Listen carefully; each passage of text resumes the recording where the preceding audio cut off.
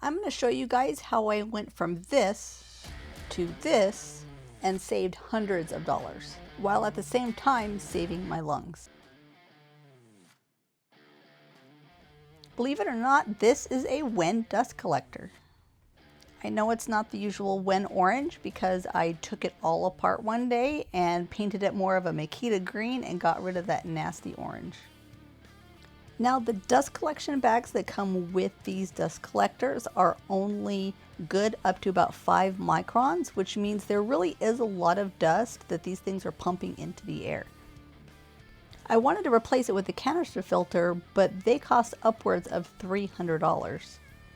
So I searched around and decided to come up with my own DIY canister filter setup.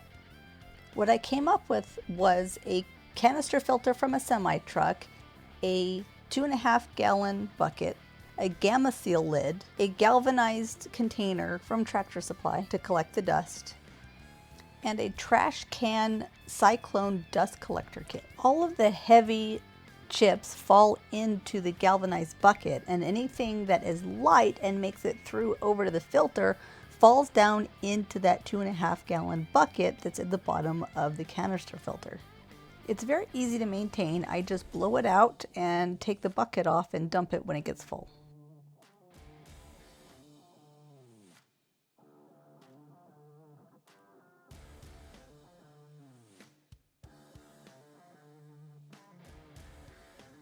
These are the latches that hold the Gama Seal lid onto the filter. If you were to buy them online, they cost about $15 for 4 of them, but I will show you how to make them on your own. It's pretty dusty down here at the bottom because I just blew the filter out, but at the top it's actually pretty clean. And you can see the foam sealant that I used around the top of the lid for the Gama Seal to keep the dust in the filter. All you need to make your own latches is a hose clamp, some pliers, and some snippers. First, you want to screw in the bolt a couple times to make sure that you have enough leeway, enough slack to be able to adjust this later. What you want is this bolt in the middle of your clamp. I'm going to take the snippers and I'm going to cut on each side and keep that bolt right in the middle.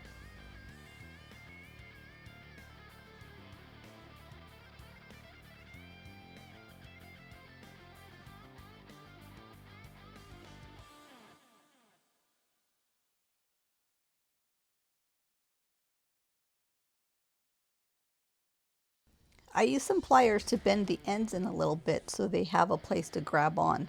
And now you can see that I can tighten it and loosen, and it makes the clamp get shorter and longer.